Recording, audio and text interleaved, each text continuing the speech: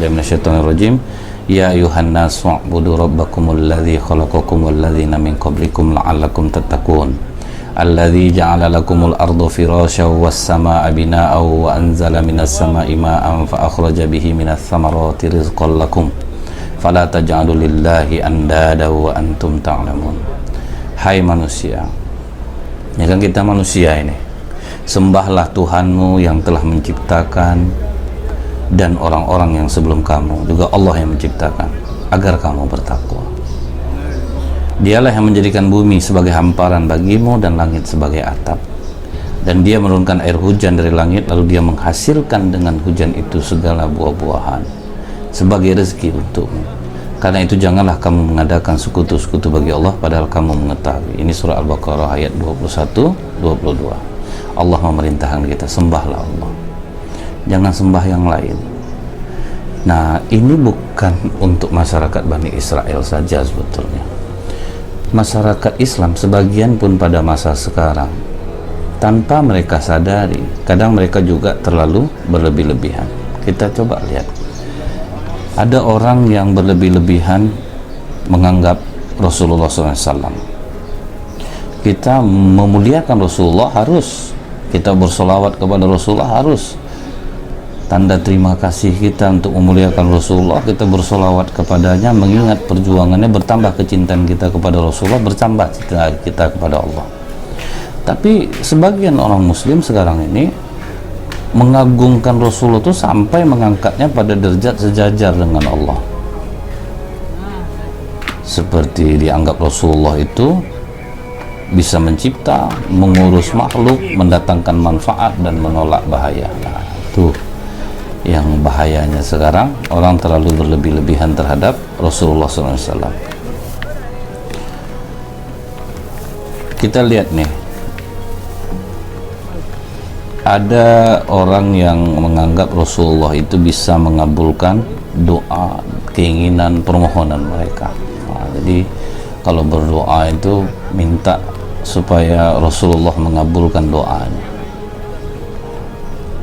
Ini sesuatu kesalahan besar kalau menganggap Rasulullah bisa mengabulkan doa. Apa kata Rasulullah SAW? Tuturuni kama atrotin nasara bana Maryam, innama ana abdun faqulu abdullahi wa rasulih. Janganlah kalian berlebih-lebihan memuji dan menyanjung diriku sebagaimana orang-orang Nasrani berlebih-lebihan memuji Isa ibnu Maryam. Sesungguhnya aku adalah hamba, maka katakanlah hamba Allah dan Rasulnya.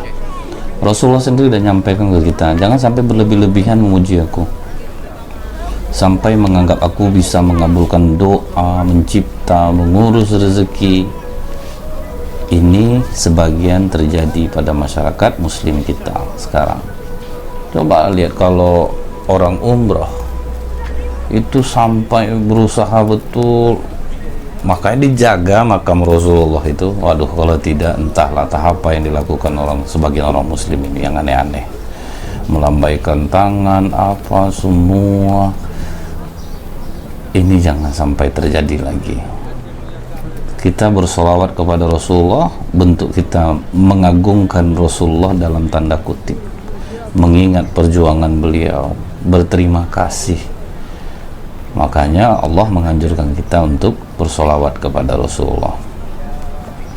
Coba kita lihat nih, ini Rasulullah sendiri sudah mengatakan jangan aku terlalu dipuji sampai orang memuji seperti Isa ibnu Maryam, sampai dianggap seperti Tuhan, menciptakan, mengurus makhluk. Nah, itu yang tidak boleh.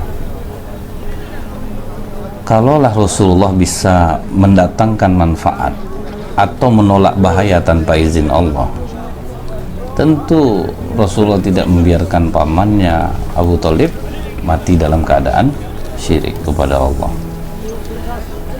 Sudah dibujuk, dinasehati, didakwahi, namun akhirnya Abu Thalib meninggal dengan menggelengkan kepalanya. Dia tidak mau mengucapkan kalimat la ilaha illallah. Kemudian nih, kita lihat waktu perang Uhud itu Nabi SAW terluka bagian kepala dan gigi taringnya. Artinya beliau juga tidak punya ilmu kebal. Beliau juga seperti manusia biasa diperlakukan oleh Allah. Berperang, kepala luka, gigi luka. Kemudian beliau mengusap darahnya, kemudian berkata, kaifa yuflihu qaumun sajju nabiyahum wa kasharu rubaiyatuhu. Bagaimana akan beruntung suatu kaum yang melukai nabi mereka, melukai gigi taringnya, sedangkan dia mengajak mereka kepada jalan Allah. Nah, lihat tuh. Ini sampai ada yang zikir-zikir dapat ilmu kebal, solawat-solawat dapat ilmu kebal. Ini udah Rasulullah sendiri terluka kok waktu perang Uhud.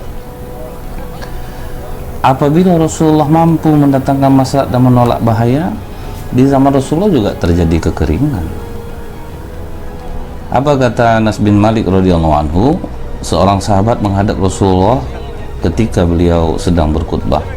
Apa kata Rasulullah? Ya Rasulullah, halakatil mawashi wan qata'atis subulu fada'allahu yu'ghithuna. Wahai Rasulullah, harta telah binasa, jalan-jalan rusak putus, berdoalah kepada Allah untuk menurunkan hujan. Jadi Rasulullah diminta berdoa kepada Allah. Kata Rasulullah, farafa'a Rasulullah sallallahu alaihi wasallam yadayhi faqala Allahumma asqina, Allahumma asqina, Allahumma asqina. Rasulullah SAW pun mengangkat kedua tangannya seraya berdoa, ya Allah berilah kami hujan, ya Allah berilah kami hujan, ya Allah berilah kami hujan. Nah itu kan Rasulullah sendiri berdoa kepada Allah. Jangan sampai kita mengagungkan Rasulullah keluar dari ketauhidan kita sampai meletakkan Rasulullah untuk kita sembah. Jadi bukan Bani Israel saja yang sifatnya seperti ini, umat Islam sekarang pun ada yang bersifat seperti ini. Contohnya di masa sekarang ini yang paling banyak, orang Islam ini sholat rajin, puasa rajin, rukun Islam dijalanin, tapi mereka masih menganggap bahwa para wali, orang-orang soleh bisa mendatangkan manfaat dan menolak bahaya. Itu udah syirik. Perhatikanlah kondisi makam para wali dan orang-orang soleh di Indonesia ini. Banyak di antara peziarah itu yang meminta berkah kepada kubur para wali, berkeliling di sekitarnya, bernazar untuknya, menjadikan mereka sebagai perantara kepada Allah.